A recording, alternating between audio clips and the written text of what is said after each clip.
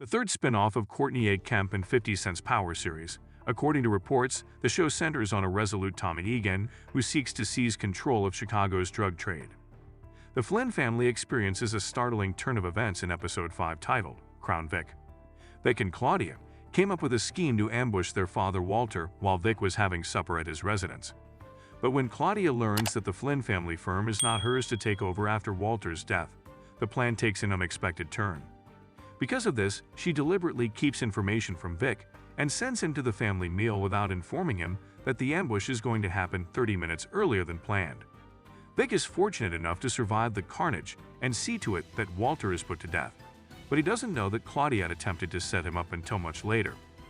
With this newfound understanding, Vic determines it's time to confront Claudia. He arranges a plan with the feds to put him in jail in order to create the necessary circumstances for it to occur. In addition, Tommy Egan is coping with a significant issue in his own family, namely with his nephew D-Mac. Tommy pleads with D-Mac to get off the streets after the young man kills a police officer, a guy Tommy had no idea it existed in the first place. But the young man ignores his plea. Tommy and JP decide, after talking to Tommy's father, that it would be better to send him far away and out of difficulty until everything is clear and the inquiry into the cop's killing comes to a close. D-Mac, Tommy, and JP find it difficult to accept the choice, but Tommy's mother handles the news the worst of all. She goes into an emotional spiral in a matter of moments, which causes her to relapse and undo all of the work she made toward overcoming her addiction. We have one more family-related topic left to talk about: Diamond and Jenard. When the two brothers learn this week that their father Big Sid is ill and in the hospital, their relationship is reunited. To put it plainly, we get to see how terrible Diamond's relationship is with his father throughout the entire episode. Nevertheless, after a heated fight at the hospital, Big Sid is able to set aside his grievances for an open discussion about why he has always hated Diamond. Unfortunately, Jenard was unable to set his differences with Diamond aside and fled the hospital as soon as he became aware of Diamond's presence. Because of this, Jenard, who is rapidly losing control of his drug addiction, was unable to say farewell to his father. Positively speaking, he and Diamond work things out at the hospital and come to an understanding that allows them to get along once more. This week, the feds took a few significant actions. The feds made a major move to try and achieve their ultimate goal of stopping Tommy Egan after forming the task force between federal investigators and local Chicago police and apprehending some of the lesser-level drug dealers. They hauled Vic Flynn in for questioning. They had evidence of crimes and a witness they could link to Vic. But after some interrogation, they let him go in the hopes that he would fall victim to a trap and require their assistance. That happened when Vic came back to them and offered to part with his sister Claudia. He hesitated for a moment before agreeing to Tommy Egan be part of that agreement, but the feds insisted. Although the feds appear to be doing well, anyone familiar with the Power universe knows that things won't always stay that way for them. By the end of the episode, Vic would have passed away if Claudia had her way.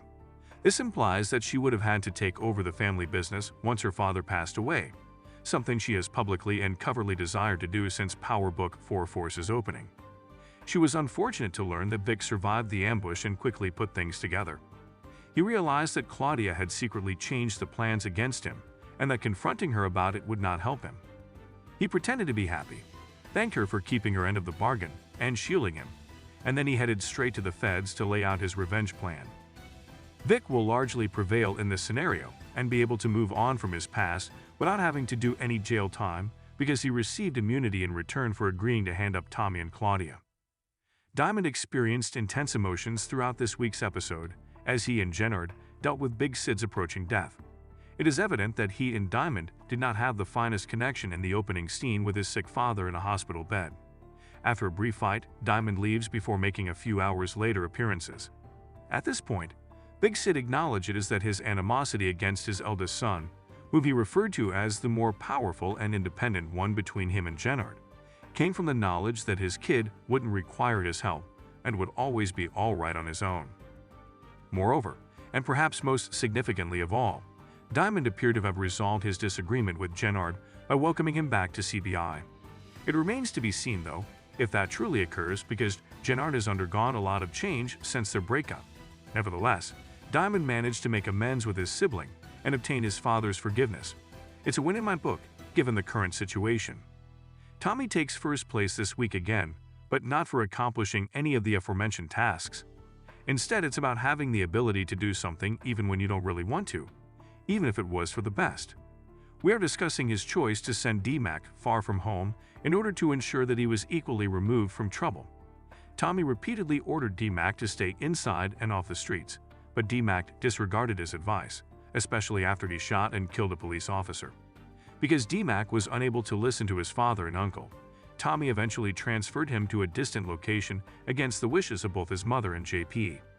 Tommy almost declares his love for DMAC, while informing him that the move is temporary.